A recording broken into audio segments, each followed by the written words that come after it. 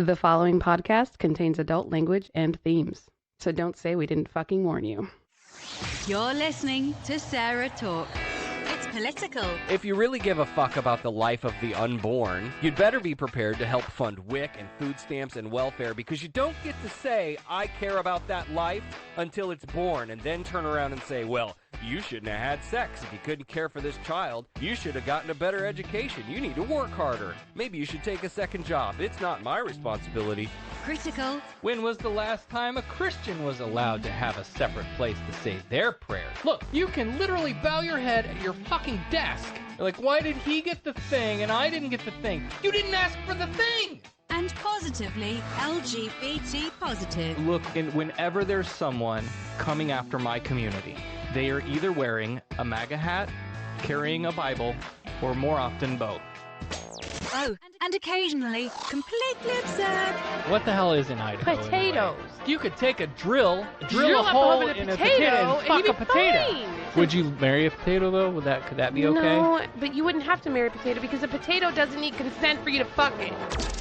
And now, from Haines City, Florida, your host, Sarah Austin. Hey everybody, welcome to SarahTalk. I am Sarah Austin. I have a special guest in the studio with me today, Shay. Hi. Welcome. Hi. So we are going to be talking tonight about Transpire, and we'll get into all of that and what it is. But first, this is episode 168 on June 1st, 2019. Happy Pride! Yes, happy It's Pride Month. You know what that means? It's time for all the corporations to change their logos to fucking rainbows. Oh to my God, I hate try to- that shit every year. Every year. You know, I'm torn because on one hand I'm like, you're just trying to get our money, you bastards. Listen. But then, like, if you're a company that has affirming policies in hiring and all of, like, and the insurance that you provide and all of those things, if you have, you know, if you show your support to your employees and the people who shop there, then okay, maybe you have the right to rainbow up your logo once a year. I don't know. Absolutely. What do you think? But a lot of these companies are the same companies that talk trash all year, the same ones that kind of Mhm. help and legislate things that kind of work against us. They kind of support things that are generally not in our favor. Yeah. And yet, every year, here comes a rainbow display. Mm-hmm. Mm. Did you see Donald Trump's tweet about his support for the LGBTQ community? No, I didn't. Please share, please. He, I'll see if I can find and quote it, but it was, you know, it was I'm sure it was dumb. they are touting him as the, you know, the first Republican president to ever recognize Pride Month, and He definitely is not. and we're all out here going, okay, fine, but 8 days ago there was a policy change that harmed trans people. Like, you say you're trying to get trans people out of the military. Yeah. In the Republican Party platform, it says, we think that marriage is a man and a woman for life, and we condemn the Obergefell ruling in the Republican Party platform. So The same people who have mistresses and prostitutes yeah, yes, and have trans girlfriends. yes, mm-hmm. You don't get to do all of this harm to our community and then trot out on June 1st and pretend like you care. He has never cared about our community. Mm. And just because you get to say it once a year, like a corporation, he's always said he's a business, though. Oh, yes. A pretty dumb business, but a business nonetheless. And he sits here and once a year says, hey, you people exist. The rest of the year you can kind of eat shit and die and rot, but Mm-hmm. today you're okay. I'm having a hard time getting you. You want to be real close to that. I'm sorry, that I didn't want microphone. to be like. Oh, maybe somebody deleted it. Maybe it was a 3 a.m. tweet that And that's another thing. I don't need a president who tweets like Rihanna.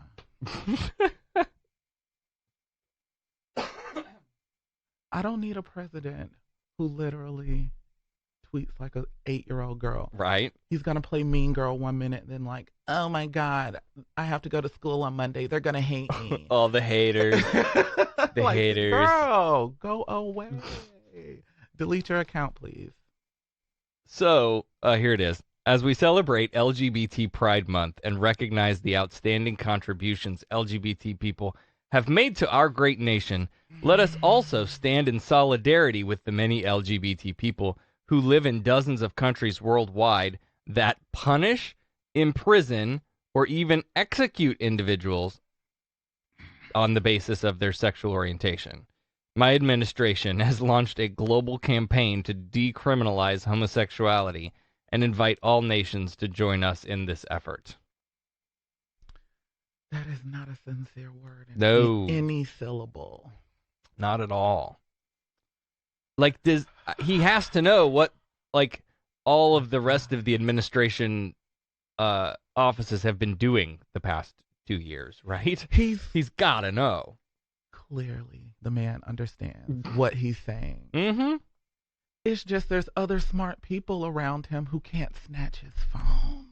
Right. And that's why I don't need that guy near the button. You know what I'm saying? And that's scary. Like, we joked about that in the beginning, but no joke anymore. No joke. Every day feels like the Cuban Missile Crisis to me. Victoria says Rihanna and 8-year-olds are more mature. I must agree. Rihanna knew when to delete her account. Michelle knew when to go cry to her mom and tell her she did something stupid. This guy has power. Yeah. And they want him again for 4 more years. Can't let that happen. At all. People, that's can't. why you have to freaking vote these people at the local level out. Mm-hmm. You don't even have to pay attention to the national election if you pay attention to your everyday election and what your senator thinks about you and what your governor thinks about you. Yeah. You know what I'm saying? Yep. Oh my God. It's not a big task, people. Yep. And I will repeat the challenge that I have made for this year for the Democrats. I get it. There are 263 people running for the president on the Democrat side. Oh my God. And more joining every week, right? Isn't it like rat race? Yeah. It's ridiculous. We need to organize. Yeah. But that's fine. I don't mind that there are a wide swath of choices, really. I don't. The Republicans played that game in 2016. They had, 11 or 13? But who ultimately won? Well, but here's what I've said. I've said this before. This is what Republicans do differently than Democrats. Largely speaking, they are an authoritarian bunch. Agreed. Where we are not, right? No, we want to be a live and let live side of the aisle. Yeah. And so when you had all of those candidates and Ben Carson dropped out, all of the people who had lined up behind Crazy Ben moved and lined up behind somebody else. And then when that person dropped, they all redistributed behind somebody else. And then finally it got down to the end and they all fucking lined up behind Donald Trump. Yeah. What did we do? Oh, the DNC fucked Bernie. I'm not voting. Fuck you, Bernie fucking Sanders, okay. Jill Stein. Hillary's come a fucking on. criminal, man. I'm not voting for anybody. That's exactly what we do. That was a dumb move, I'm here guys. to tell you, if you're looking for perfection ain't out there. It doesn't exist. You're not going to find a candidate who checks every single box. You're going to have something that you disagree with them on. Don't just throw the whole thing away for your little disagreement. The baby with the bathwater. Mm-hmm. Oh, my God. We do that a lot. Yes, largely so. Like, a lot of Democrats jump that aisle, too, and I kind of don't like how that always plays out. in the Republican favor always. Mm-hmm. And it's like, we really have to start organizing at literally a local level. We got to really kind of get with the same tactic, I believe. On one hand, I think maybe it shows like, I mean, you could probably make an argument that the people on the left are more beholden to their moral convictions than they are to the authority, right? Mm-hmm. Where if like what we're looking at right now with the call to impeach, right? You have Nancy Pelosi saying, "Oh, that's going to fuck us over in the election." It is. Excuse me. But on the other hand, you have the moral conviction that says, if we let this happen, and we don't do anything, we just let it happen.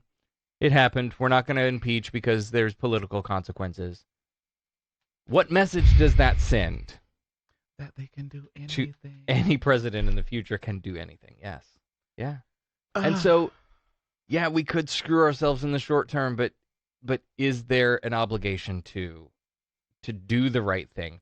We have a constitutional duty to at least start the process and ask the questions and determine if he indeed is a crook, which Mueller all but said he is. We already know the answer to that, though. Like, why do we keep doing this? This is like chasing your tail at a certain point.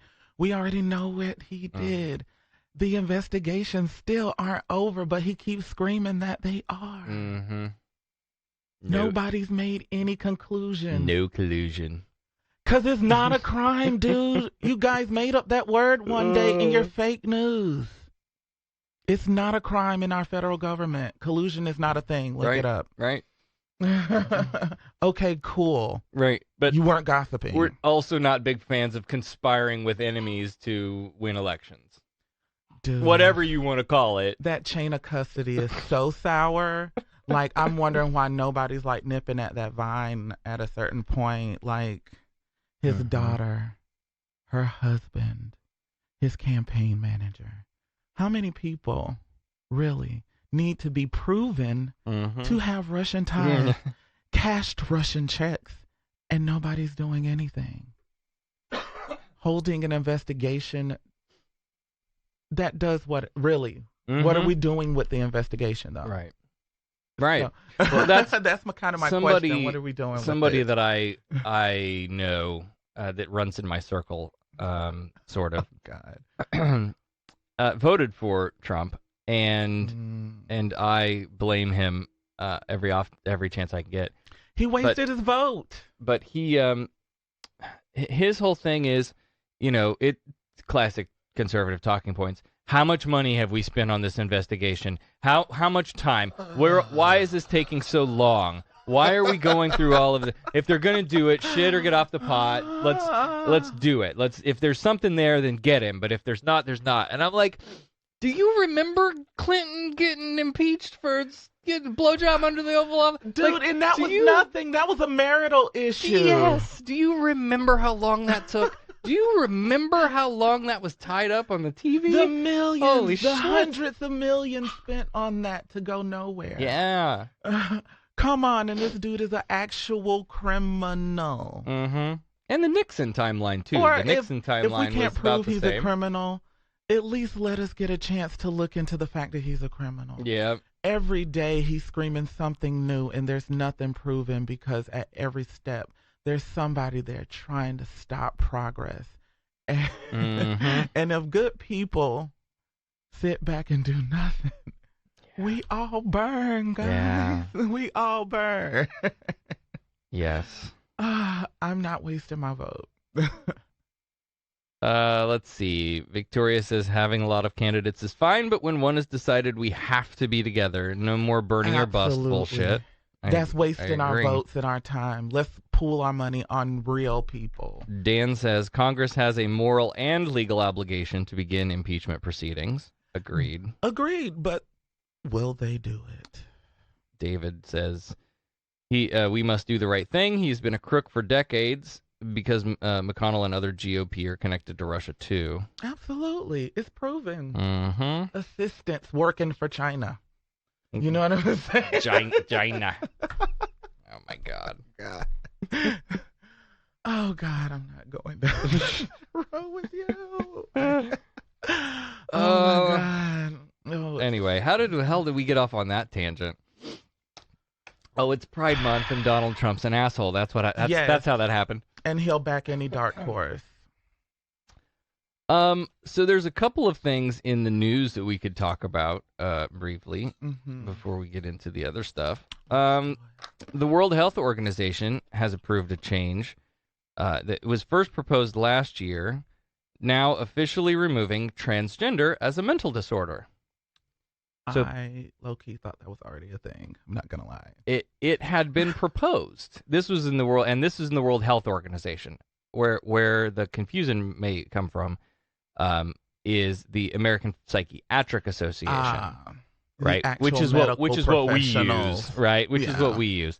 So previously, the World Health Organization listed the condition as gender identity disorders under mental disorders, and now they've reclassified it as gender incongruence and moved it to a chapter on sexual health. In 2012, the American Psychiatric Association had changed their manual, removing gender identity disorder in favor of gender dysphoria, which I have thoughts on too, because that includes definitionally it's emotional distress over the incongruence one has between experienced or expressed gender and assigned gender. While that's a thing, I don't really think it's a mental disorder. It's really, honestly, it stems from depression. And is that right? And my question on that is that necessary to be trans? No, absolutely not. How did they say that again? Emotional distress. Must one have emotional distress? Like, that sounds very strong. There are some days when I felt fine in my assigned gender and the way that I was perceived in the world. Absolutely. And it would go like that for a while, and then there would be this wave of months where I would just get lost in this. My brain just doesn't. I can't deal with this, and it doesn't feel right, and I had to do anything I could to access feelings of femininity in those times. But then that would pass at some point, and it wouldn't be a big deal again for a little while. So I think maybe putting so much emphasis on emotional distress is a little misguided too. Very much so. And I think it's a whole myriad of things. I think it's more so, were you bullied because of your gender identity? Mm-hmm. Did your family accept you because of your gender identity? A lot of things go into this and how you really emote this into the world and how you mold yourself. And I'm not going to say every day I felt great about my transition, but I know a lot of my emotional distress, when it was emotional distress, came from me not being authentic to myself. And once again, I really felt like that came from depression. It didn't come from me not necessarily, oh my God, I'm trans. And there's this whole emotional breakdown about me being trans.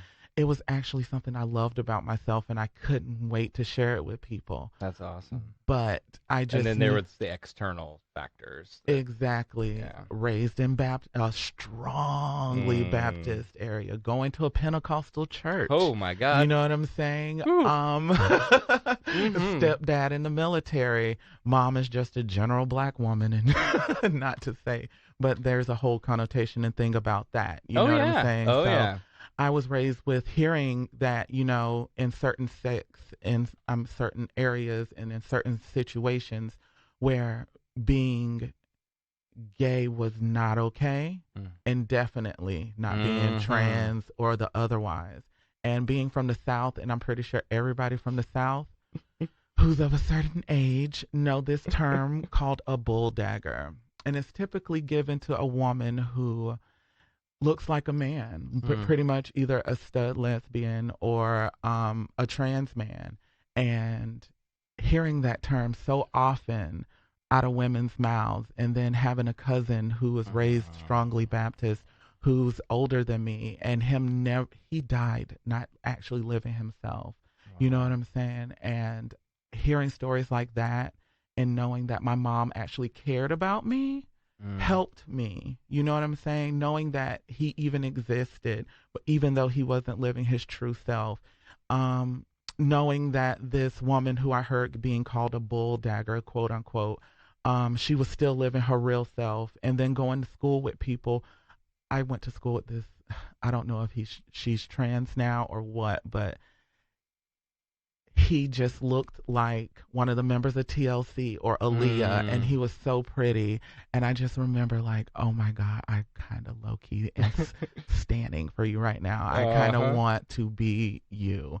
And knowing that people like that existed, and knowing that my mom was genuinely okay with whatever I decided, that made me feel a lot better. You see what I'm saying? Yeah, having that family. One person really makes such a huge difference. Even if it's one person who genuinely has your back. Yeah. And that's to any person who calls himself an ally of the community. A trans person just needs that one person that they just feel as though just really has their back. And that'll make them feel like it's okay. Sorry, I'm gonna It's okay. choke to death. So part of, I think, coming back to these changes in the health organizations, part of what either helps or hinders us in this path, I'm sure it hinders, is the gatekeepers, right? It's these fuckers that write their books and say this is a mental disorder, and now they've changed that. They're gonna change it again too. So sure. Here in the U.S., we generally lean on the DSM from the American Psychiatric Association, but other countries use the World Health Organization's guidance. Absolutely. And they use these to determine healthcare policies, and in our case, it helps guide decisions on what you have to do to change your legal documents and things like that. Yes. So those hoops and valleys. I'm from Illinois originally. And in Illinois, you are required to have had gender-confirming surgery before you can change your birth certificate. What? Okay. So had I been from Florida, would not have been a requirement. But because I'm from... See, which doesn't make sense to me at all. Like, shouldn't it just be the same across the fucking board? Yes, that's kind of policing your transition a little bit. You know what I'm saying? A lot of trans people don't want to take necessarily that plunge. Or can't. Oh, exactly. Or just can't. And you're just going to hold back people's lives because they financially can't have a major surgery. You know what I'm saying? We're not all hashtag blessed. You know what I'm saying? So a lot of us got to work for that shit. Right? Oh, my God. Yeah. They need to really educate themselves on the situation and not just the brains. You know what I'm saying? There's a lot that goes into this, guy. This was the paragraph that I liked the most, though. It says there is widespread consensus among medical and psychological experts consistent with the views of transgender rights advocates around the world. Okay. That y'all believe the same thing. That experiencing gender as different from the one assigned at birth is not a disorder or a disease. It is not. But rather a natural variation of human experience. Yes. So, I agree with that. So this is what one of the things that we try to promote on the show is the idea of scientific skepticism, and when presented with new evidence, we should reevaluate our confidence in a belief. Yes, right? Absolutely. And so when the scientific community comes out and says, "Hey, yeah, we all agree on this. Nothing wrong with trans people. That's normal," then we should expect that rational people. Do they exist though? They do. Okay. They do. Trust me, they do. Okay. That it takes time in society, unfortunately, but individually, I think people individually are more likely to accept some of that. Not in the South, but, No. Certain places. Around here, this Unfortunately.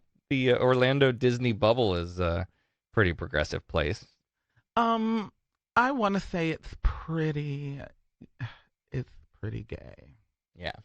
It's pretty gay friendly. You're in Polk County now. Whoo, boy. The other side. We recently formed an atheist nonprofit Oh. here in Polk County, which is heavily Christian, or feels like it. We've been happy to discover that there are a lot more of us out there than people might think. And it's interesting just being the area that this is, and it's sort of the reputation that precedes it. Absolutely. You know, One of God's little Bible belt buckles. right? Little garden in the midst of the. Yeah, but yes. That's actually refreshing. That means there's kind of hope. Yeah. You know what I'm saying? If those people are actually existing out here. I'm a pessimist. However. Awesome. However, I'll never get this quote right. I never do. But the moral arc of the universe is long, but it bends towards justice. When you apply that to things like the social condition, like we have to remember 100 years ago what it was like, 200 years ago what it was like. Things have changed fast. They have. And it's hard to see when you're standing still, when you're in it. And that's why everybody should really just embrace change in their life, because it's going to be constant. And I understand holding on to traditions, but just like we were just saying, Meemaw may not have been right. It ain't always fuck them faggots. Yeah. Like, girl, people exist. Yeah. Girl, calm down. Like, you know what else your great grandma did? Died of polio. So, like, you can't. She had hella measles. Oh my God. No. Anyway.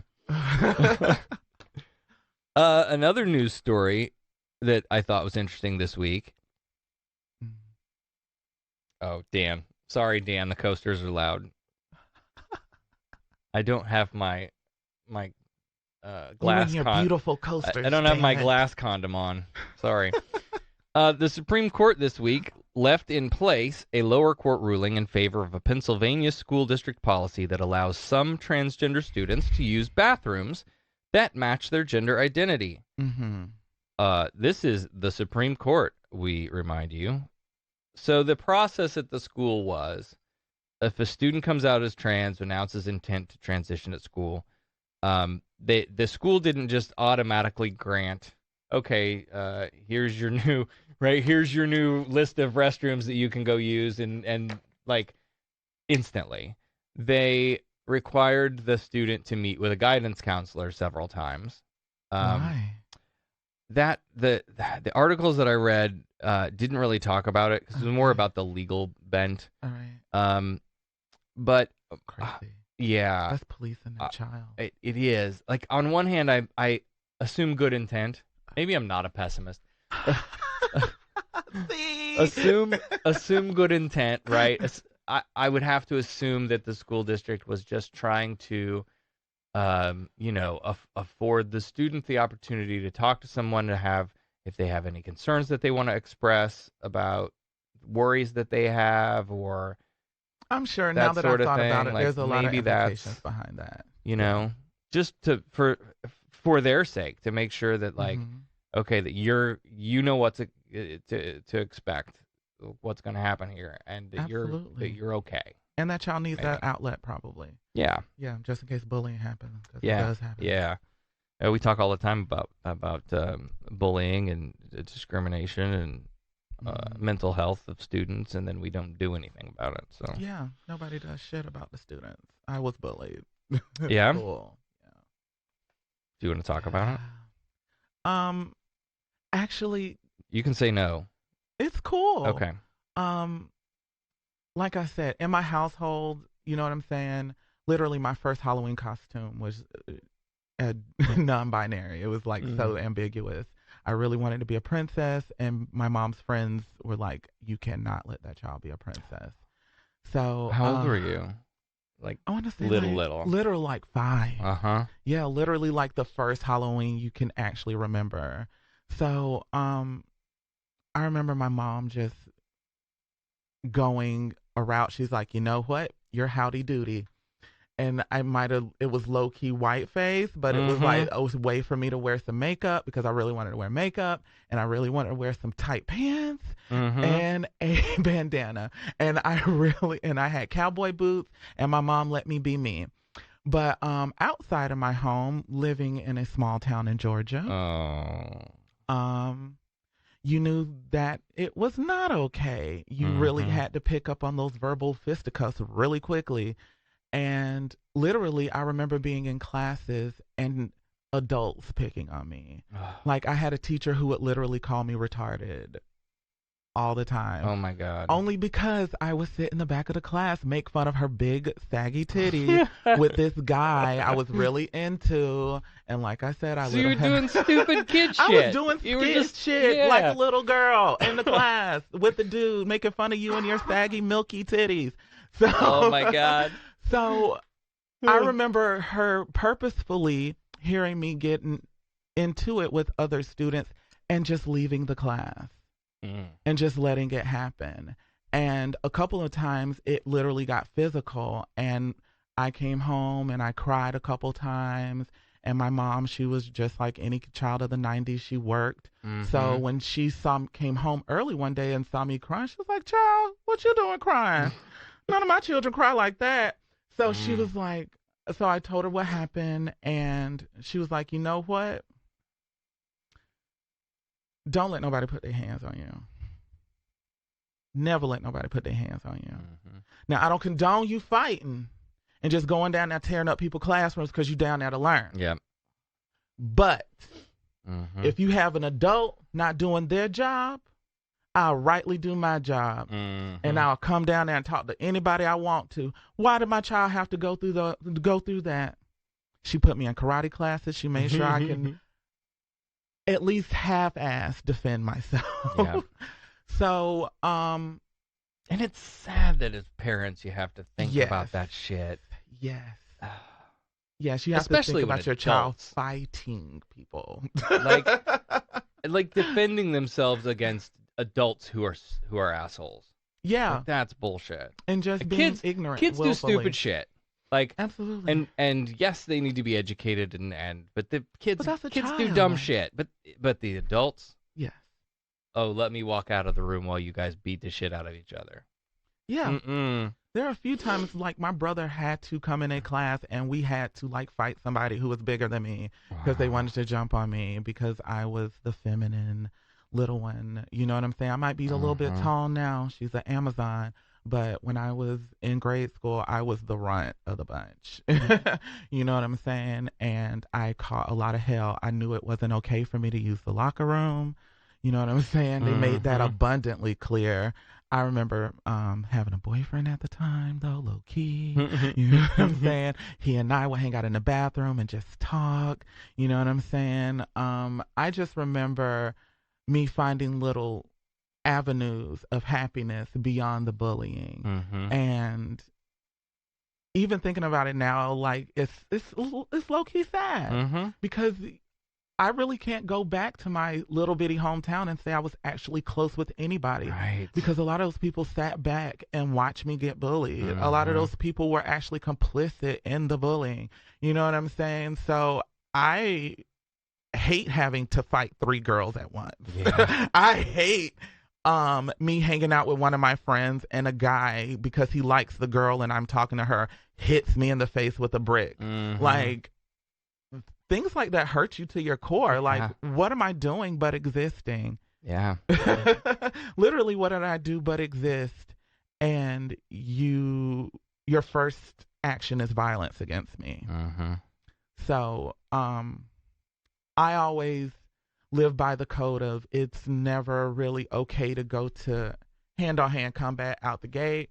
Right. But definitely, I know my position in the world, and I know exactly what happens to people like me if you let people push too hard. Mm-hmm. And baby, don't you push too hard.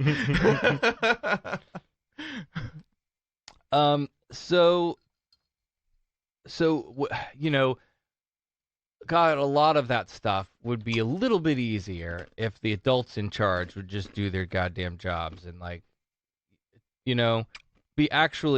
be interested in protecting students.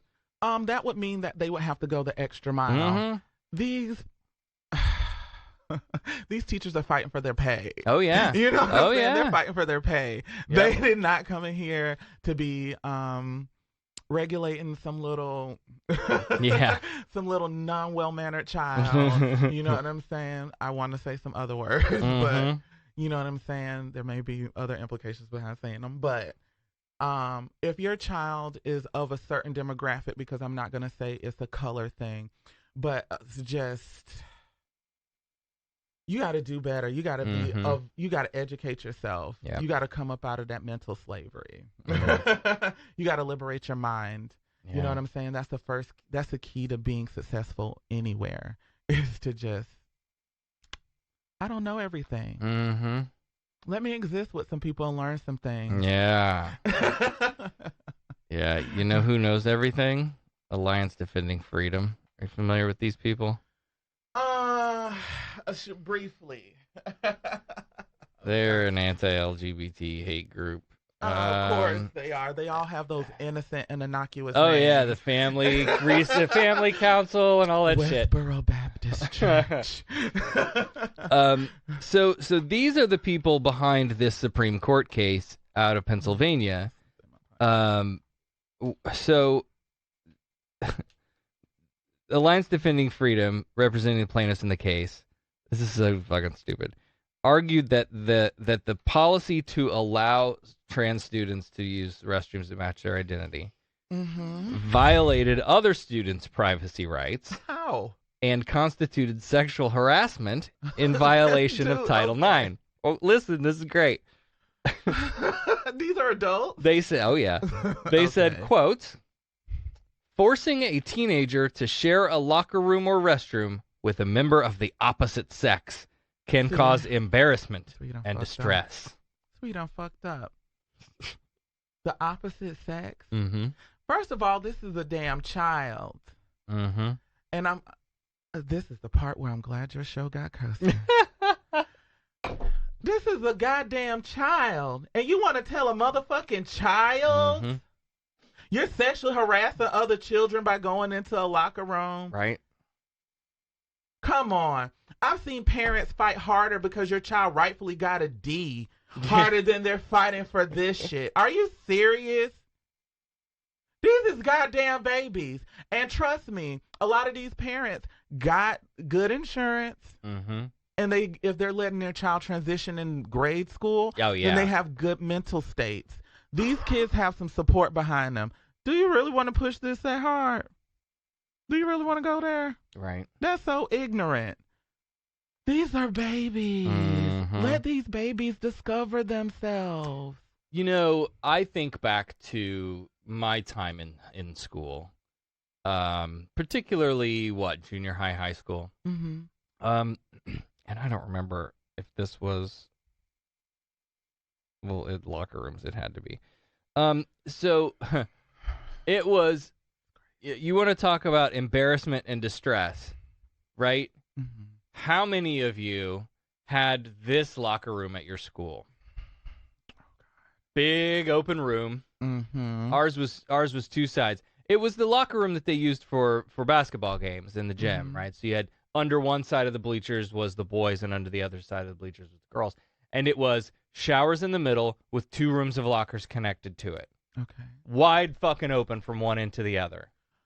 And you want a trans child to use that with and you boys. want any child. Look, I was Actually, it's really Hold on. embarrassing for I was any embarrassed child. and distressed to be naked around all them other kids. All of them. Okay, for real. What a terrible thing to make fucking teenagers in the middle of puberty get naked in front of each other. Talk about body Are shaming. you kidding me? Why do we do that? I really think, like, honestly, aren't those should be antiquated at a certain point. They should really get rid of those. The problem is, and we talked with Chris Mosier, who's a trans athlete and activist, and he talked with us about, like, the biggest problem is, like, my school was built in 1842 or whatever. Like, all of these schools are so old. Shit, they didn't even have basketball. That if you on a medicine ball, Jesus. If you were going to change it, that's going to cost a lot of money. Like, if they were going to go into rehab this, look, I'm from a town of 1,400 people. I had a high school graduating class of 32. The kids I graduated high school with, I went to kindergarten with. This school does not have money.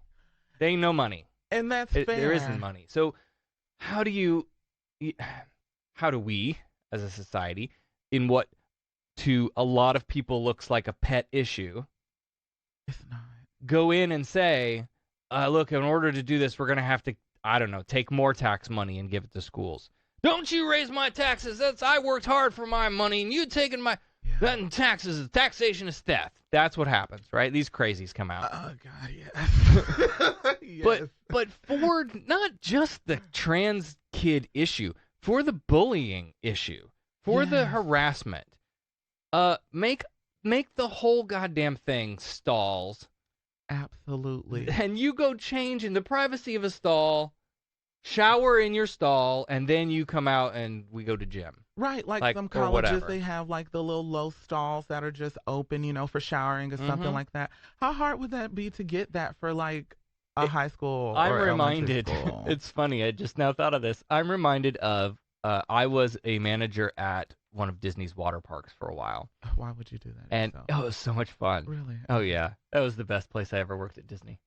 But one of the things that we did, like, so the water park shuts down over the winter, one then the other. They switch off to do refurbishments. And one of the things that we dealt with one year, we had a GM who was adamant that in the women's changing room, you had these stalls and they had curtains, and she wanted the curtains to latch to the sides for privacy. Okay. So, I mean, look, we tried everything. We tried magnets. We tried snaps. Yeah. We tried, I mean, anything you can think of to make one thing stick to something else, we tried it, and none of it ever worked. It doesn't sound cost effective at all. At a point, At a point, somebody sat her down and said, "Lady, hold on. Do you understand that in the men's room, there aren't even stalls, let alone curtains?" Yeah. In 2016 or whenever the hell this was, at a Disney theme park, at a water park, the men's changing room was just an open. I mean, and you see the news. You deal with these people, the fucking pedophiles and shit, all the time coming to Disney. Absolutely. And now you've just got an wide open. Anyway, I could spend all night talking about that. Let's not. Happier things a little bit. So the Alliance Defending Freedom what did they say? Asked the Supreme Court to intervene on behalf of a student in the district who said he becomes embarrassed and confused when encountering a trans student in the locker room. The student, Joel Doe, had lost points in gym class for failing to change clothes. He eventually felt forced to leave the school entirely. Because he couldn't change in the locker room? Yes. This sounds like I see trans people. This is a whole excuse.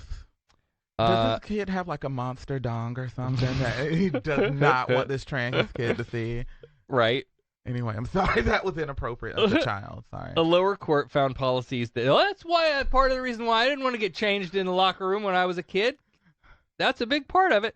Okay, a lower court found policies that discriminate against transgender students Not because I have a large one, but sorry, because that was a topic of concern. Okay, we got it. We are off track.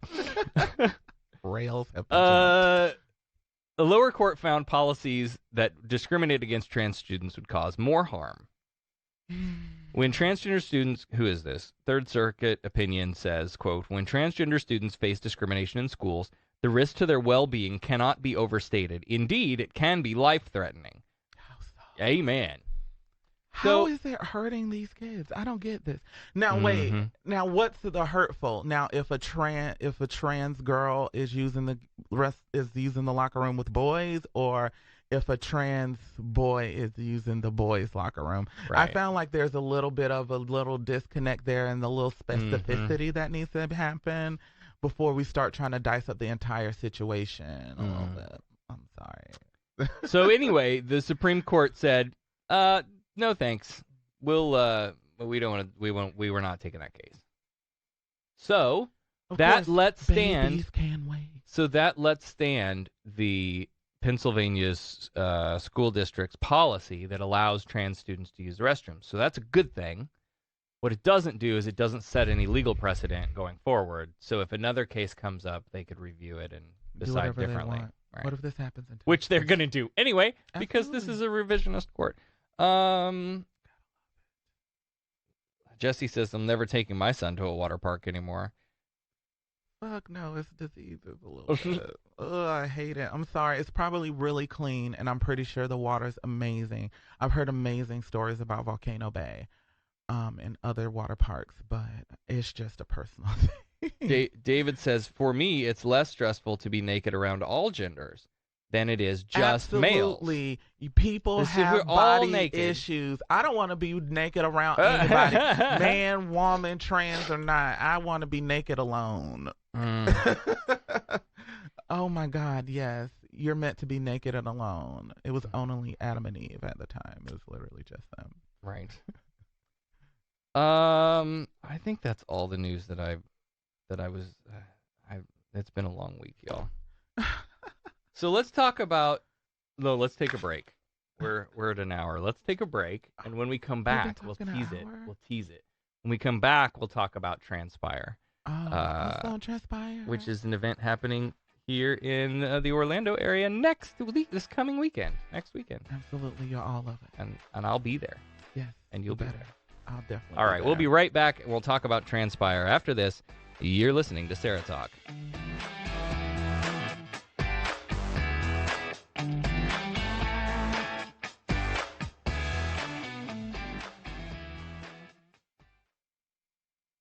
Let Jesus into your heart. Now it's time to bring him into your home with Flat Jesus.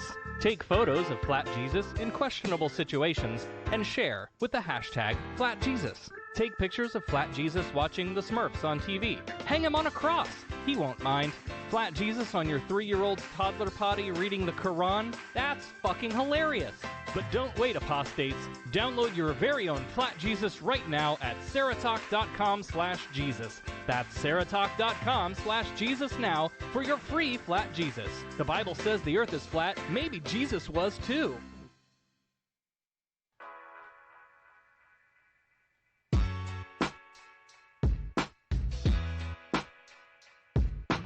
What happens when you're an atheist living inside the Canadian Bible Belt? If you're like me, you gather some friends and take to the airwaves. So I invite you to take a left to the valley and find out where you stand in this world. Follow us on iTunes, YouTube, Spreaker, Stitcher, Blog Talk, or lefttothevalley.com. Atheists, Skeptics, and Humanist Radio, no God required.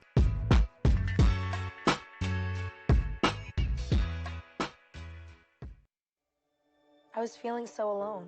I was going through a really difficult time. I was embarrassed and a little scared. I didn't want to bother anyone. I didn't think they'd understand. I thought it would just make things worse. It was tough at first, but I did it. It ended up taking a huge weight off my shoulders. I feel a lot better. I'm glad I asked for help. I asked for help. I asked for help. I asked my teacher. I asked my aunt. I asked my dad. I asked my mom. I asked the Trevor Project. Now, I feel like I can get through this. I know that I am brave. You can do this. You can do this. You can do this. Ask for help. Ask for help. Ask for help. Ask for help. Whatever it is, ask for help. If you're thinking about suicide or need support, call the Trevor Lifeline at 1-866-488-7386. Trained counselors are there to help 24/7. Ask for help. Hello, this is Victoria from Everett, Washington, and you are listening to SarahTalk, you lucky people. Hey, welcome back to SarahTalk. Hey. Hi, guys. I'm here with Shay. What? We're talking I'm about so happy to be Transpire. here. Yes, Transpire Orlando. So it feels like it's been forever since we had another Transpire. it was 2 years ago, right? Yeah, it was 2 years ago. Yeah, I was there. Yeah, you were. I was was working there. registration then too. Yeah. Is that what you're doing this year? Yes, I'm working registration. I'm also on a couple panels. Good. So I'm trying to be a little bit active. I feel like this is such a progressive thing. Yes, I feel like that, especially about some of the subjects that we're covering, some of the topics that we're deciding to be open to. I remember last year, the last Transpire, we kind of had some topics that were very taboo. Like I remember we had some vendors there that kind of made people feel uncomfortable. Mm-hmm. But I really feel like at a certain point, we're all adults. Everybody likes to have a little freaky fun. Right? And let live and let live. Let some people, you know what I'm saying, if they want to be tied up and choked a little bit. Right? More power to you. More power to you. Or no power to you. Right. Goes the sense. As long as it's consent. Absolutely. 100%. I think even just the event, it's like that it exists. Okay. When I look at like pride events that happen all across the world. Oh my God. I understand there's endless parties, but a lot of them aren't. Yeah. And so let me make a selfish plea again as I turn to camera. Okay. I'm a parent. I have 2 young children. I just turned 40 years old. I am not fucking strangers until 4 o'clock in the morning. That part. Anymore. Okay? Like, if I'm... When we talk about inclusion, like, when we organize these events, I think we need to be mindful of, like, being inclusive of families. Absolutely. And that's what... Like, now we can all have kids, like, except for the, places where Christian adoption agencies tell gay people they can't have... But other than those places, like, legally you can have kids now. Like, yeah. And so you're going to have... Perez Hilton literally ordered a baby. Yeah, right. I think it's... we've got to get beyond the stereotype. We hate stereotypes, right? We've got to get beyond the party stereotype that is not a true experience of all people in the queer community. And I think this is the kind of thing that helps move us towards that, because this is like we're having breakfast together, we're having dinner together. It's together now. Where there's speakers and performances, and it's not like 2 years ago it was during gay days, right? Ah, yes. And yes. And that hotel Fun was as popping. Fuck. Fun Yes. as fuck. Yep. But right. If you want to get some shit done, But like that's not my scene. Right? Not my scene. So anyway, that's that. There are several events that we've tried to involve ourselves with. Yes. That it's like, okay, but we have kids. And that just like I think it's going to come with a little bit of trial and error, and I think that's why our steering committee, or whatever you want to call us, group of people who get together and try to make this thing happen, I think that's why we kind of have an open forum where we have to have those discussions. Yeah. Trans people, while we're under the LBGT, it's QIA umbrella, you know what I'm saying? It's not about sex always, and a lot of us have kids. You know what I'm saying? And we all didn't take off a week of work to go have an orgy in a hotel room. Yep. and if you did, more power to you. More power to you. Have your orgy, and can I low-key watch? But but just don't forget, there's some people have kids more and they than don't that. want to watch that, and there's more to us than that. Yeah. And a lot of times we have to come together in education sometimes. We have to come together in fellowship sometimes. We have to come together in another kind of light. Yep. I mean, when you're on such a national stage, we're literally, I remember at Transpire, literally almost any news outlet you can think of worldwide was there with some low-key broadcast. When you have that kind of face, you kind of have to take a proactive look at things. I'm not going to even try to police anybody in their behavior, but just be a little bit proactive about what you're doing, because when people look and they judge, these are the same people who only see us once a year. Yeah. And they're making, see, I told you, them faggots, when they get together, they just start ramming things up each other's booties. I can't take it. And that's not all of us. A lot of us are dignified people who just want to come together, meet other people, you know what I'm saying? Talk to somebody, bounce some ideas off of somebody. You know what I'm saying? It's cool. Let's do that more. I absolutely agree. And that's, I mean, we're seeing that in the atheist communities too. Like, there are several secular groups around that we think are fantastic, but some of their events are not as sort of welcoming to people with young kids. And like, we don't have a regular sitter.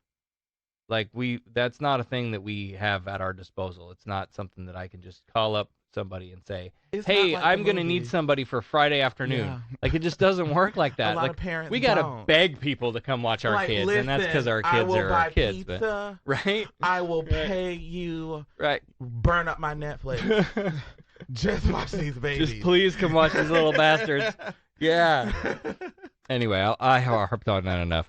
Okay, so Transpire, presented by Two Spirit Health Services, is a conference in Orlando, Florida, for the entire trans spectrum and their loved ones. It features forums for trans men, trans women, non-binary individuals, families, and friends, forums with professionals, along with social gatherings to get to know other people traveling down the same road. Absolutely. I think that alone is kind of important in this community. You know what I'm saying? Yeah. When it had to be more than 2 years ago, because I was still wearing a wig. Hold on now. Yeah, you can call bullshit and shenanigans. Hold on. May have been a little bit longer. It might have been 3. Shit, I don't know. Anyway, I'll find the picture when we're done. Oh my God. But I remember it because it was like... Your hair's amazing, by the way. Thanks. It's terrible. I just woke up. But thanks. But it's very silken. I remember that because, like, it was one of the... Like, I hadn't socially transitioned yet. Wow, how was that? I had just sort of reconciled in my mind finally that this was something that this is who I am and this is what I need to do about it. And that was the first time I had gone out, like, stepped into the waters of the community proper. You got thrown into a cold bathtub. But it was good because, like, you got thrown into a cold bathtub. The speaker sessions, like, that's something that interests me as someone who likes to, you know, be educated and learn things, and hearing other people's experiences just does so much good for anyone who's out there listening that needs to hear it, and they're always out there. Like, there's always somebody listening who needs to hear your story. Absolutely. And so to go there and see, like, other couples on the other side of transition, they exist, who are like, we're cool. Like, we got through this, and you can too. That was helpful for my wife and I both. Like, it was healthy to see it's good to see a healthy couple intact and living through that. And I think a lot of the narrative is that a lot of people in general don't make it through that. And I really think it's important to see things like, you know, healthy couples living through something that can be such an uprooting thing, especially when there's, like, kids involved. You know what I'm saying? Those are some rough emotions. Literally, somebody is turning into somebody that you may not know, and that's jarring to some people. But it kind of has to get to a point where you have to be understanding that It's just an outward change. And Right. yes, some mental things may shift, but inherently to the core, morally, this will not change this person. Yeah. And the core values of this person will not change. You've heard that here before. Those of you who've been listening for a long time have heard that. We did not plan that. Absolutely not. Absolutely not. Okay, so this event is Friday, Saturday, and Sunday, June 7th through the 9th at the Holiday Inn Orlando East. Yes. If you have been following this at all, late breaking news. So some of these events were originally going to be held in different places. Part of that was going to be at Valencia, but now everything has been moved to the Holiday Inn, which I like. I think that's a positive thing. I think it's a good thing. Just keep us all in one place, and nobody wants a I don't caravan. have to go anywhere. No, exactly. Ain't nobody trying to caravan. So you get a room for the weekend. You just come do all the things and never have to leave the hotel if you don't want to. Right. Absolutely. Be in your own little bubble of inclusion for a little bit. Right. And it's family friendly. So. Yes. Exactly. Nice little staycation. So, just some of the sort of the overview. On Friday at 8 p.m., there is a welcome party. That Just will always fun. include music by Mad Transit featuring Maya Monet, who's been appeared on the show before. Yes, I love her, Maya. by the way. Yes, I met her a bunch of times. I was part of the Bliss Cares, and she came and she spoke to a group of us, and she's so inspirational. I love her. There are some really great people in this area. And, Absolutely. Anyway, we need to elevate them and hear more from them. Local celebrity alum. Right. Saturday from 9 to 5, various speakers and performances. The vendors will be set up, and I believe we'll have a table there as well for the show. So if you want to stop on by and say hi, we'll be there. Probably recording and maybe doing some live streaming. So we'll pack up some of the studio and take out with us, which is a monster pain in the ass. But we do it anyway. Thank you for doing It's that fun. for us. Thank you so much.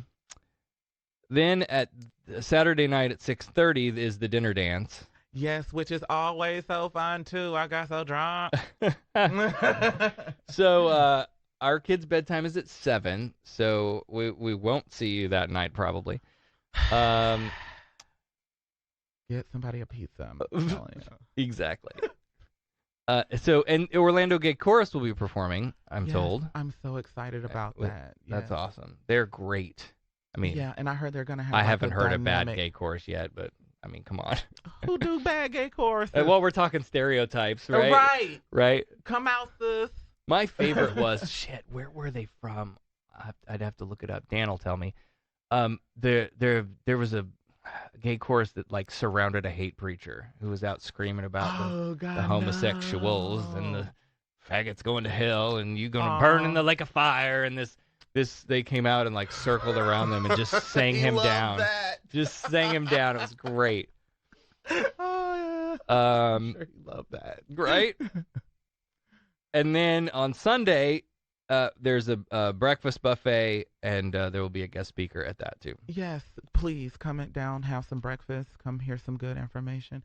Now all of that, unless this has changed, all of that is free and open to the public. Absolutely. Except the dinner on Saturday night, which has a $25 per person cost. Absolutely. You got to pay, you know what I'm saying, to Right. come get in the club. You know what I'm saying? Right. We're going to have some good music. And that's the other whatnot. thing, like putting stuff together like this is huge. It's a daunting, like even putting together a 2-hour meeting like is a monstrosity of work. It seemed like 3 days. To put together a whole weekend, holy shit.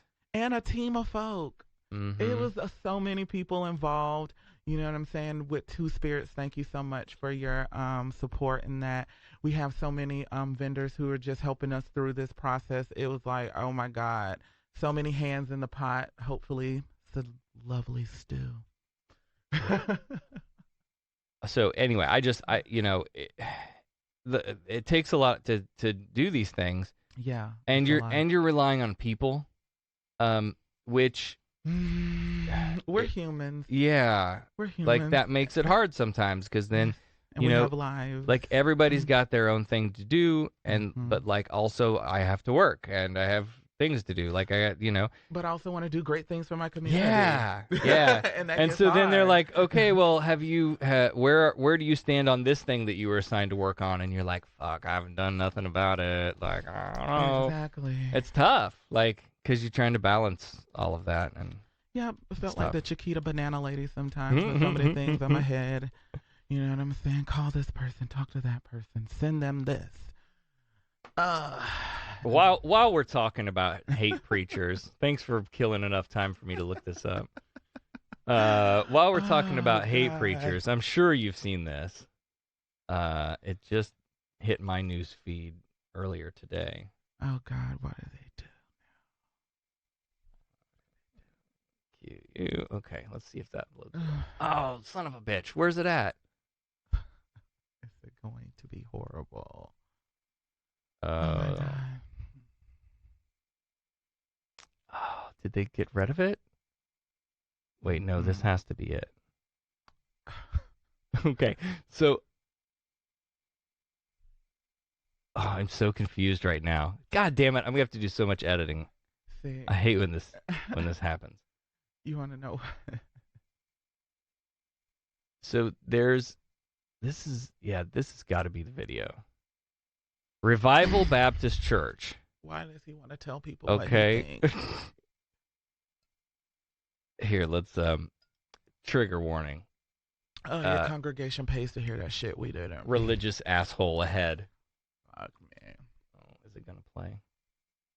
It's going to be luscious, like this hair. Oh hell, it isn't gonna play. Oh shit. It's so good though. I mean, and by good I mean really shitty.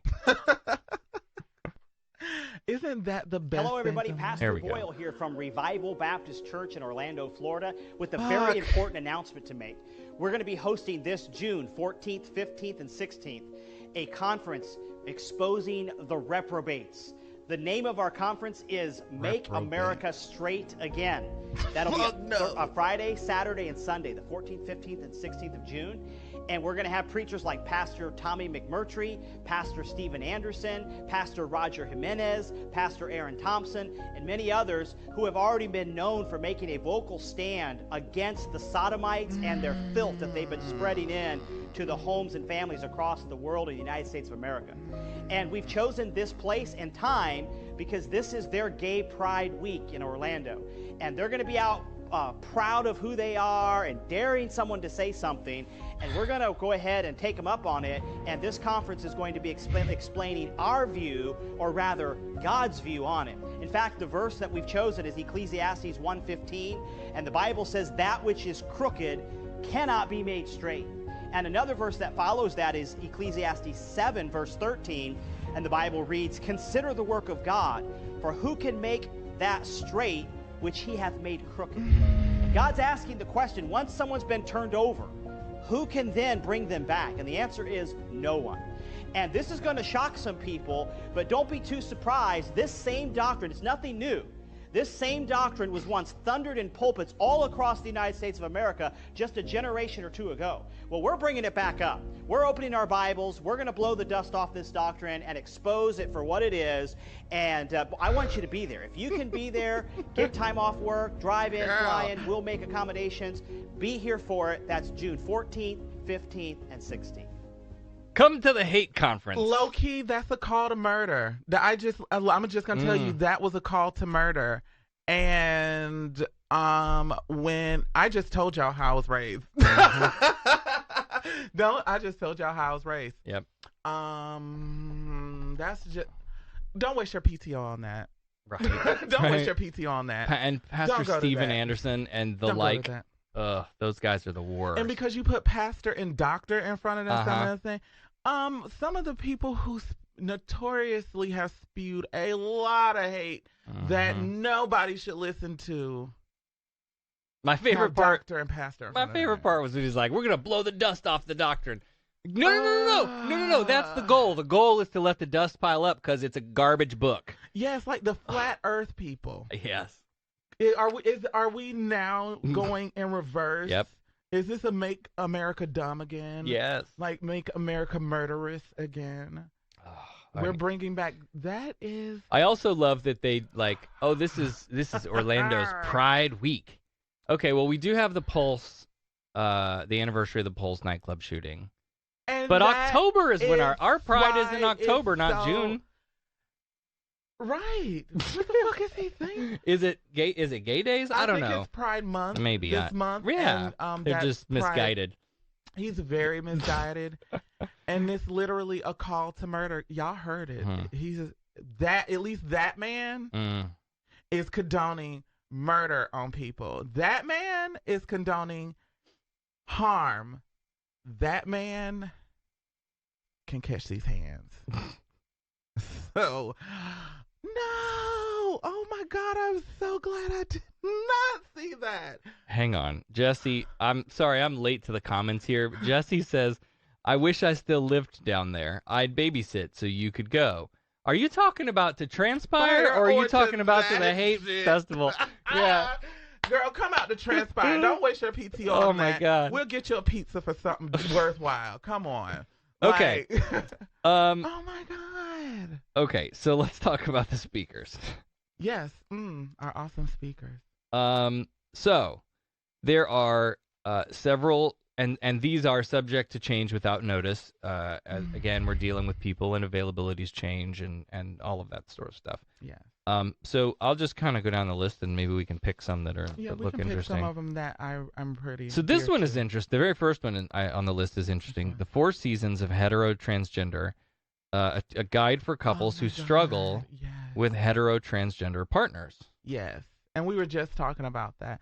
That is honestly, I feel as though a constant if we're going to have that conversation about having healthy families in the trans community, that we have to always have that conversation of what that looks like and showing that it's not always going to look the same, but there are people who've made it through the other side on a positive note. Yeah. You know what I'm saying? And that was kind of one of the most uplifting things that I saw when I went to the last Transpire. I saw so many married couples that were like older here we people. are. Yeah, You know what I'm saying? And they were so happy together. They've been together like 20 years. You know what I'm saying? 15 years. Like, oh my God. Yep.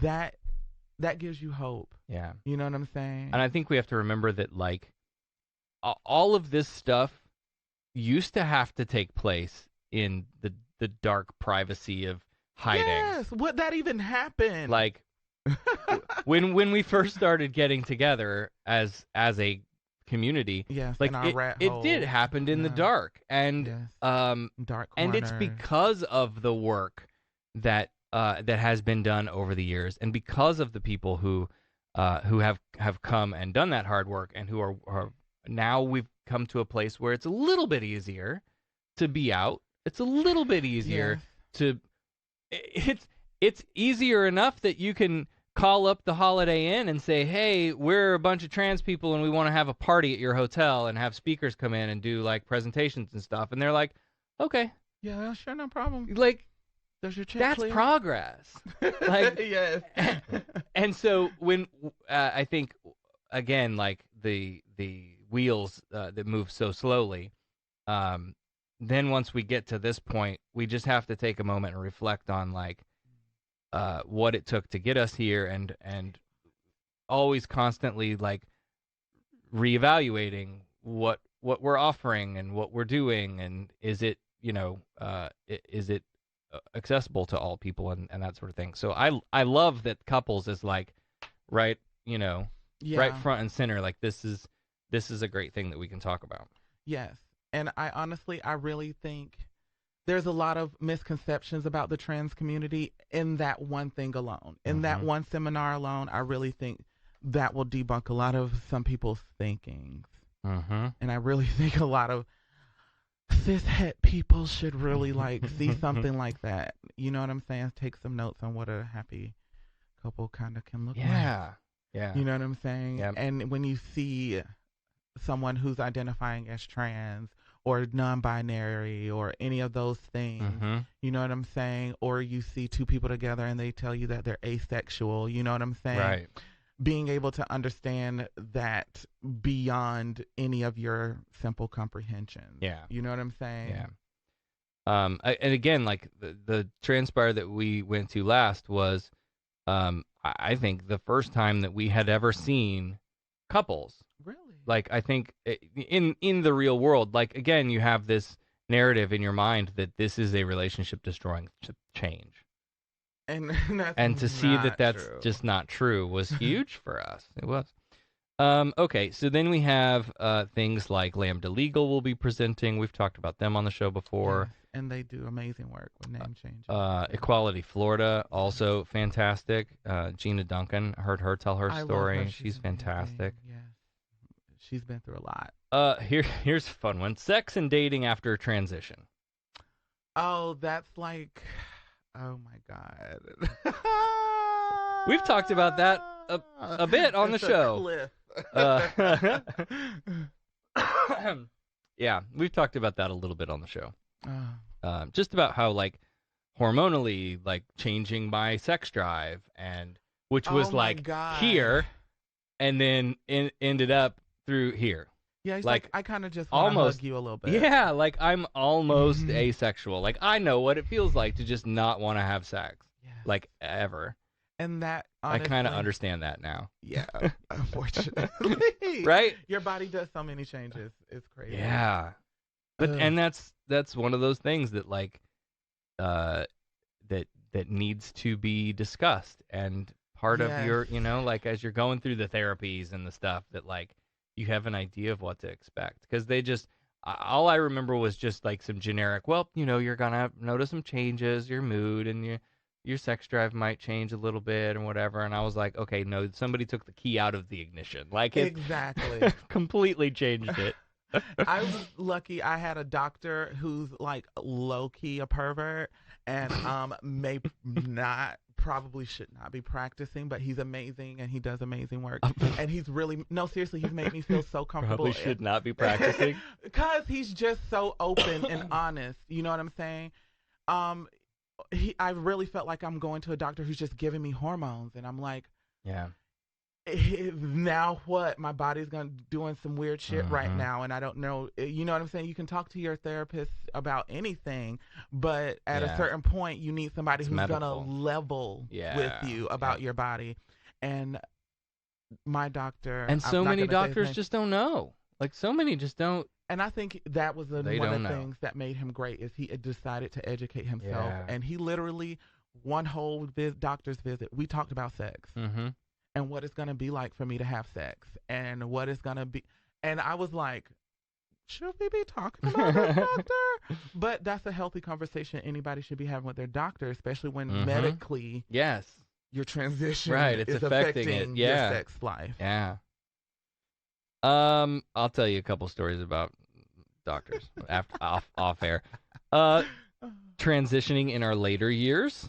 There's a community that often gets sort of forgotten. And I hate that. You know what I'm saying? Not everybody had the freedoms that we had when we were younger. Not everybody felt this free and open. I was just talking to a friend. She said she just became a Quaker randomly. And at her church, there is this there's this person who decided to come out as trans or gay or whatever they decided to do. They decided to come out right as they got drafted. When they got drafted, they decided, because they didn't know whether they were going to come home and actually live that truth. So they chose that moment to come out. You know what I'm saying? And I just like, you know what I'm saying? And that person literally waited a lifetime to finally be themselves. And I just thought that was kind of inspirational. Yeah. That reminds me, all of these transitioning at different periods, like points along the timeline of life. Let me share with you some listener mail. So this is an email that I received Tuesday from James, whose email address I tried to respond to charitably and was returned as not a valid email. So this was sent on the forum on our website, right, on SarahTalk.com. Sarah, James says. Is it really in quotes? Yeah. Oh, God. Sarah talks like a guy. That's a bad sign. And that's it. That's the message. Sarah talks like a guy. So hold on. Hold on. You took for bullshit all whatever time it took you to like what? Open your phone, go to your computer, type in SarahTalk.com, figure out how to click send an email, the contact us thing, type in your name, an email address that isn't real, and this shitty message. You took all that time. To do. Now, I responded charitably until I realized that the email's not right, not valid. God. I responded charitably and took this as an opportunity to educate. And I said, hey, don't know if you've been listening to the show for very long, but like transgender, these are the issues. Like I transitioned after male puberty, had already done damage to all of the things in my body and especially my voice. And so, and I even went further to say that, some people choose to go through vocal training to learn how to make their voice a little bit more feminine and even surgery sometimes. Yeah. Lasers in your throat. But that I didn't feel like doing that because that felt disingenuous to me. Like if anybody wants to do that, great, more power to you. But to me, it just felt fake, like trying to talk differently. It just felt fake. So I was like, fuck it. This is my voice. I'm going to own it. And if anybody didn't like it, they can deal with my wife. She'll kick their ass. Your wife sounds amazing. Which is true. She's great. She's the best. Oh, my God. So that's... Low-key, in my mind, that took at least an hour. Like, they sat there. Of course, the name they knew. But when they got to that big blank square, like, fuck, what am I going to say to this Sarah chick? Yeah. Dear Sarah. Yeah, right. Like, dude, how ignorant are you? Okay, thank you. Right. Don't listen or please listen. So anyway, thanks for the email, I think. Yeah. But anyway, so that transitioning at different points in your life has different outcomes that that need to be discussed too. And we talk a lot about, and that's like, a slippery slope in itself. When you talk about sort of like some of the stereotypes of like, oh well, there's this idea out there that everybody just knew. Like the minute they figured out there was a difference between boys and girls, they just 3 years old, they just knew. That's not true. And it was puberty for me. Like I didn't recognize it. Like I grew up a stereotypical boy childhood. I had G.I. Joe and He-Man, and I was into all of that shit, Absolutely. I rode a three-wheeler, and like I grew up in the country, and so like I had that very stereotypical sort of boyish things. And then I went through puberty, and I was like, my body is not right. Like something's happening, and it ain't what I thought it was going to be. Right. It just doesn't seem like I knew there was going to be changes, but this just doesn't feel right. And so like that's when it presented itself for me, and then I didn't do anything about it until I was in my 30s. Cause what do you do with that information, especially when you're born in a shitty small town in the middle of nowhere? That part. Yep. I'm from small as Southwest Georgia. Yep. My family had a hog farm. Like, what do I do with I want to be a girl? Mm-hmm. Right. Right. What the fuck do I do with that? And it's not until you get out and go, see the world and meet other people and figure out that like, oh, I guess there is a thing I could do about this. Okay, there's some shit I could do. And then it's so like then so many years have gone by, and then you have to deal with like the feelings of like guilt and regret for all of these years that I wasted. Oh yeah, to yourself, absolutely. Yeah. Anyway, fuck everybody else. I fucking feel guilty to myself. Fesculin. There's a word that was new to me. Integrating masculine and feminine in all. Yes. That'll be interesting. Yeah, I think that's something. We're sort of that sort of ties into we're getting almost getting to some of the non-binary stuff. Absolutely. I think we should live in a world where you don't tell girls what they need to be doing or boys what they need to be doing. Let that boy cry. Yes. Let that girl build a shed like nobody gives a fuck. I have plenty of homegirls who love hunting and fishing, and they wish their dad had took them. That was like quality time they missed out on. But they took the brother instead because that's a boy and thing. The brother, literally, low key, they all hate him now. Like, you wasted years of memories. You should have took both your kids. Yep.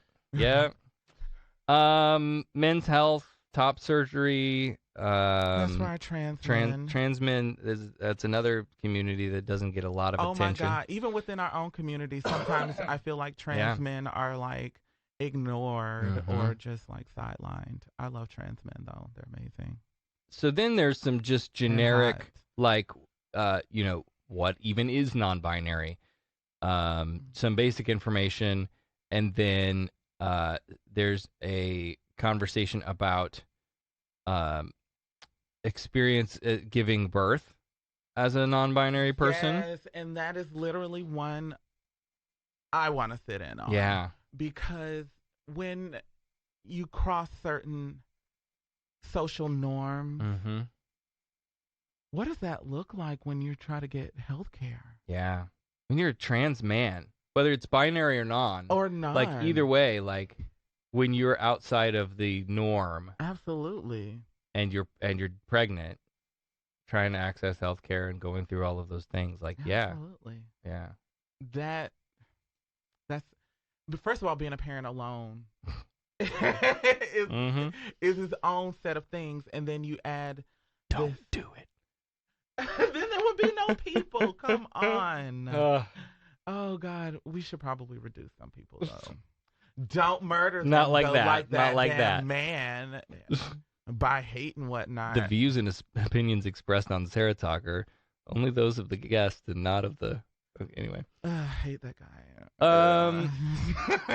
So anyway, that'll be interesting. Yes, I really want to see that. And in the parenting world, raising a baby, choosing not to assign sex at birth. Absolutely, and I think that really closely ties into the last one. When you're two non-binary people or ace people or people who are generally expressing their gender and sexual expressions in different ways than the societal norms, you know what I'm saying? How does that play out in a family dynamic sometimes? You know what I'm saying? And I think that'll be interesting to hear how you raise a baby with no gender attached. Right. Yeah. And there's so much like social expectation. Am I being egged? I'm pretty sure people hate my guts. No, not at all. I have to catch up every once in a while. What the hell were we talking about? Oh, the expectations of so like parenting.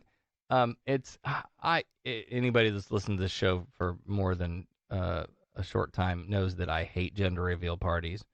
Oh, they're so stupid. They're so dumb. But and this whole like the minute you find out if it has a penis or not, you're like, all of these expectations pop into your mind. And yes. Like, oh, now I know what color we're gonna paint the room and all the toys we're gonna buy and what kind of all of that stuff. Even down fucking to clothes stop and it. Shoes. Yeah, stop it. Stop putting these expectations on somebody who wants to exist in their own entity. And then there's a whole session, different topics about youth and family. And so there's like social worker conversations, the Gay Straight Alliance, Orlando Youth Alliance, Seminole Youth Alliance. All of those groups are going to be having someone present. And then parenting the transgender child, which is another interesting. That was epic, yeah. Yeah, like being the parent who is trans of children is one thing. Having a transgender child is, when you're not trans particularly, is a whole other thing. Like if my kid comes to me and says, "Hey, I'm trans," or "I'm ace," or whatever, like, okay, you're kind of prepared for that. Yeah, like, all right, and exactly, like, I'm Let's poly. move forward. Okay, cool, fine, yeah. But my parents were not prepared for that. A lot of parents having a trans child. So, So anyway, like this is the sort of thing that's happening. It's free. And it's free. It's free, and there's food randomly. Yeah, I'm so randomly. excited. So excited about food. Like, girl gets hungry. Anyway, go to transpireflorida.com to learn more about all the speakers and check, because again, these might change. So even morning of, you may come in and there may be a different arrangement of the speakers. Yes, and mostly it's going to be arrangement. Hopefully, all of our speakers are able to make it. Yeah. If anything, they'll just be mostly time be changes. Time changes and things like that. So come be there for the whole day on Saturday. Absolutely. But again, actually, all the days. Yes. All the days. Right. Come have fun Friday, Saturday, and Sunday. Come have dinner with me. Come have breakfast with me. There you go. Come dance with me. I want to dance with somebody. Exactly. I was thinking somebody. I want to dance with somebody. So some of these things are registration requested, even though they're free. We'd like to have a head count, have an idea of how many people are coming, so we know how to plan for the complimentary lunches and all of that stuff. All of those things. We want to be able to feed you. Transpireflorida.com. And please consider making a donation on the website too, whether you plan to come with us or not. Again, I know a lot of the people that have put this thing together. It's not a huge organization behind this. It takes it's a lot of individual manpower that makes this thing happen. And again, with the exception of one thing, the entire thing is free to you. So because we don't want people to have a concern about ability to pay as a barrier to entry. Absolutely. So it's more about the content. So if you can support Transpire, please do at transpireflorida.com, and also get your tickets and book your stuff there. Book your stuff. I think that covers it. Did we get it all? I think we did. We touched on a lot of it. Just come out, guys. Just come out, have some fun. It'll be good. Yeah, be a good time. Shay, thanks for coming down. I know this was a drive, but you're welcome anytime. Anytime, especially for this group of people and this cause. Loved it. Awesome. Well, let's wrap up the show here then. Yes, ma'am. We want to, as always, thank everyone for listening. Absolutely. Thank you guys for having me, too. The damn thing's not playing. I broke it. And please, if I said something wrong, please love me in the morning. You can listen back to it and tell me what you want me to delete. Oh. What you want me to edit out. Probably nothing. I live in authenticity. Well, I don't guess you get an outro tonight. Sorry, kids. Sorry, I don't sing. But the Orlando Gay Chorus does. Okay. Well, no outro tonight. I'll fix it in post. Thanks, everyone, for listening. Thanks to the patrons for patroning. Again, come out this coming weekend, next weekend, June 7th through the 9th, 7th, 8th, for and 9th. Transpire in Orlando. We'll see you there. You've been listening to SarahTalk. Absolutely. Bye. Thank you so much.